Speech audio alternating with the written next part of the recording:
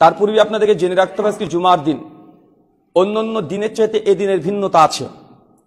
জুমার দিন হচ্ছে এমন একটি দিন যে দিনে আল্লাহ সুবহানাহু ওয়া তাআলা নবী আদম আলাইহিস সালামকে সৃষ্টি করেছিলেন। জুমার দিন হচ্ছে এমন একটি দিন যে দিনে নবী আদম আলাইহিস সালাম এবং আম্মা হাওয়া এই দিনটাতেই একটা ভুল করে ফেলেছিলেন। জুমার দিন হচ্ছে সেই দিন যে দিন আল্লাহ সুবহানাহু ওয়া তাআলার কাছে তারা তওবা ইস্তিগফার পাঠ করেছিল। জুমার দিন সেই দিন যে দিনে নবী আদম আলাইহিস সালামকে আল্লাহ সুবহানাহু ওয়া তাআলা দুনিয়াতে পরীক্ষার জন্য প্রেরণ করেছিলেন। মিশকাত আল মাসাবি হাদিস নাম্বার 1338, বিস্তীর্ণ আলোচনা পরপর আব্দুর রহমান বিন মুবারকপুরি রাহিমাহুল্লাহ তিনি হাদিসগুলো সব একত্রিত করেছেন। জুমার দিন হচ্ছে এমন একটা দিন যে দিন মানুষ যদি মৃত্যুবরণ করে আল্লাহ সুবহানাহু ওয়া তাআলা এই দিনের কবরের আযাব তিনি মাফ করে দেন।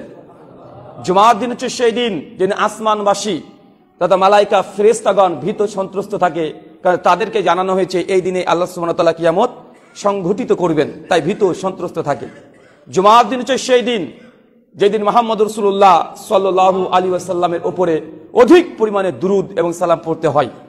জুমার দিন হচ্ছে সেই দিন, সহিহ বুখারী হাদিস নাম্বার 931 আল্লাহ নবী বলছেন, কোন ব্যক্তি যদি বাড়িতে সুন্দর করে ওযু করে আর খাস নিয়াত জুমার উদ্দেশ্যে যদি মসজিদে আসে, প্রত্যেক ধাপে ধাপে নেকি তো আছেই। আর এই দিনে আল্লাহ সুবহানাহু ওয়া তাআলা আসমান থেকে বেশ কিছু ফেরেশতা দুনিয়াতে যত জুমার মসজিদ আছে প্রত্যেক মসজিদে গেটে গেটে আল্লাহ সুবহানাহু ওয়া তাআলা তাকে দাঁড় করিয়ে দেন। জুমার দিন ফেরেশতাদের কাজ অপেক্ষায় অপেক্ষমান থাকে, কে সেই ব্যক্তি, কে আসবে আজকে, অন্তরে নিয়াতে পূর্ণ, ইখলাসে পূর্ণ, শুধু সালাতের উদ্দেশ্যে অপেক্ষায় অপেক্ষমান সে ব্যক্তি যদি জুমার দিন প্রথম মুসল্লি হয়, ফেরেশতাকে জানানো আছে আগে থেকে আল্লাহর পক্ষ থেকে যেই আসুক প্রথম সালাতের জন্য যদি উপস্থিত হয় তার আমল নামায় একটা লাল উট কুরবানি করলে যে নেকি, সেই নেকিটা তার আমল নামায় লিখে দেওয়া হবে।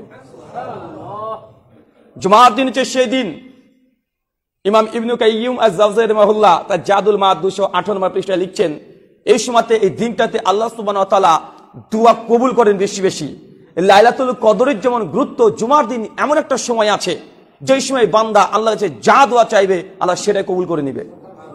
কিন্তু সেই সময়টা কোন সময় এটা হাদিস থেকে স্পষ্ট নয়, তবে অধিকাংশ জমহুরদের মত হচ্ছে এইটা, ইমাম সাহেব যখন খুতবারত অবস্থায় এদের লাঠি নিয়ে দাঁড়িয়ে পড়েছে এই সময় থেকে একদম আসরের ওয়াক্ত আসা পর্যন্ত এই সময়টার মধ্যে যে কোনো দোয়া আল্লাহ যে কখন কার কবুল করে নাই এটা আমরা জানা নাই, তবে দোয়া কবুল হবেই হবে। জুমার দিন হচ্ছে সেই দিন যেই ব্যক্তি প্রথম আসতে পারেনি মসজিদে, কিন্তু দ্বিতীয় স্থান সে প্রবেশ করেছে, কিন্তু নিয়াতে পূর্ণ ছিল, ইখলাস তার কোনো ত্রুটি ছিল না, কিন্তু তার কোনো ভাই তার সঙ্গে প্রতিযোগিতা করে সে দ্বিতীয় হয়ে গেছে, পারে নাই। জুমার দিন হচ্ছে সেই দিন দ্বিতীয় ব্যক্তিকে আল্লাহ সুবহানাহু ওয়া তাআলা খালি হাতে ফেরত দেন না, তার আমল নামায় একটা গরু কুরবানি করলে যে নেকি হয় তার আমল নামায় সেটা দিয়ে দেওয়া হবে, মোটেই কম নয়।